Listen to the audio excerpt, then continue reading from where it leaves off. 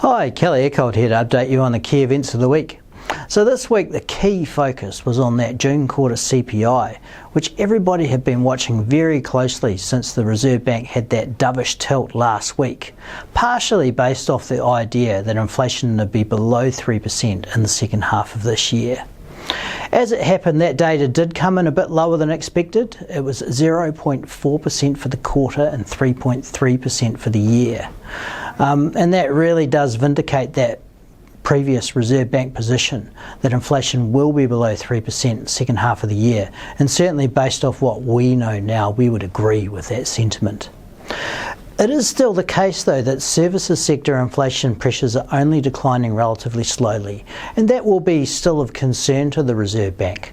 But what's really helping them out right now is that imported goods prices are coming off at least as fast as expected, and that reflects those very weak economic conditions that we see in place right now. So where does all this leave us in terms of what we're expecting out of interest rates between now and Christmas? Well, we've now shifted forward our view of when the OCR will be cut. We now see a 25 basis point cut in November, as opposed to that February cut that we've been talking about for quite some time. There is some chance that we get an earlier move than that, perhaps in October. That'll really depend on how the data rolls between now and then. I'll be back to update you again next week.